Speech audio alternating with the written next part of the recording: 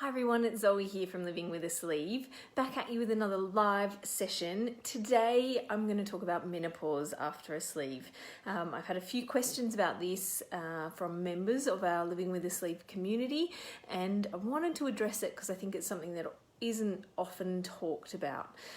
So really, I think if anybody has questions, just pop them in the comment section as we go along, and I'll have a look and try to answer them to the best of my ability. I think menopause is something that's not studied very well after a sleeve, so I will definitely, if you have a question that I can't answer, do a bit more of a dig and get back to you. What I think is really important to recognize is that menopause changes our bodies regardless of whether or not you've had surgery. And obviously with menopause comes changes in terms of the hormone levels, your mood, but also some of the less pleasant symptoms like hot flashes while you're going through menopause and weight gain. And it's often not necessarily that you're gaining weight, but sometimes it's where you store weight.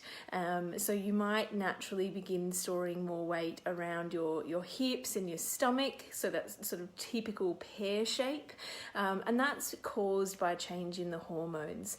So it isn't gain during menopause isn't necessarily caused by decreased hormones, but contributed to by a change in hormones, so a reduction of estrogen and then an increase in the ratio of estrogen and testosterone.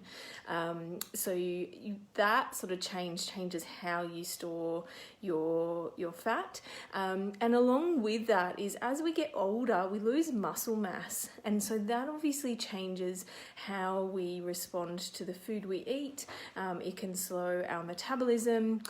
We can often be less active than when we were younger, and triple whammy, add to that after a sleeve, when you lose a huge amount of weight, you're not only losing fat, you're losing muscle too. So the surgery itself reduces muscle mass, as well as the process of getting older, as well as the hormonal changes that we get during menopause. So after surgery, it's really tricky to know exactly what to do. Testosterone to estrogen ratio will become more balanced than it is before menopause. It might be that you experience kind of more energy because of that change in the hormone balance, and that gives you more energy to stay active, but other people have sort of found that they feel less energy, and so staying active is really tricky. It's interesting, there's very little research on what happens in terms of results, whether you have them pre-menopause or whether you have the surgery pre-menopause or post-menopause. There has been some studies to suggest that there's not really a difference if we look at the average weight loss.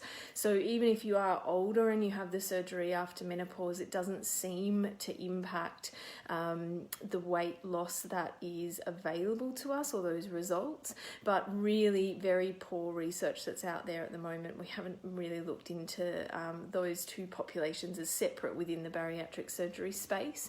So I think the biggest thing to do is think about your habits. So if you've already had the surgery and then you start to go through menopause, we really want to cement those habits. We want to get exercise in there so that you build as much muscle and you hold on to as much muscle as possible as you get older. And we want to think about how those 4 pillars of successful weight loss in the long term, and we talk about this all the time, but the first pillar is what you eat. So making sure that it's good quality, it's good variety, you're getting the nutrients that you need.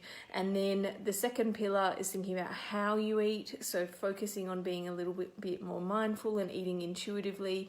The third pillar is that movement. So here's where strength training comes in, particularly as you're going through menopause, or if you've had a sleeve after menopause. We really want to try and increase that muscle mass that we have so that our metabolism stays high, because the more muscle you have, the more energy you burn, even just when you're sitting around doing nothing. So that's really, really important. And the fourth one is wellness. So look after yourself. check in with your GP. They can help to manage the hormonal changes that happen during and after menopause. If you're unsure, see a bariatric GP so that you know that you can have regular blood tests done. You can talk about what treatments might be available for you and what recommendations they might have from a pharmacological point of view, and really kind of focus on making sure that you're looking after yourself. So that wellness space is tracking your mood. It's really self-care, giving yourself a little bit of time out, trying to reduce stress, because stress results in excess fat accumulation, particularly around the abdominal area, and that can slow weight loss after surgery as well. Make sure you're getting enough sleep, because again, not enough sleep increases your cortisol levels, and that can prevent weight loss or lead to a weight gain. And as more research comes out around the menopausal or postmenopausal population, I will definitely feed back to you.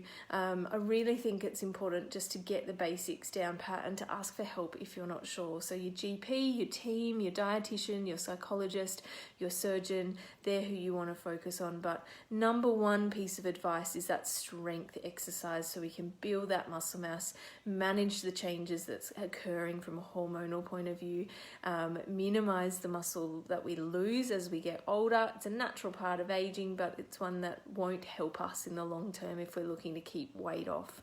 So if you've got any questions, post them in the comments section below. I will publish a blog next week on this topic with some links to some articles that I've found and some studies that I've found as well. So if there's anything that you'd like me to include in that article, please just post a comment below and I'll make sure that it goes in there. Otherwise, thanks for watching again. Nice and short and sweet for this Tuesday lunchtime, and I will see you soon. Okay, cheers guys. Bye.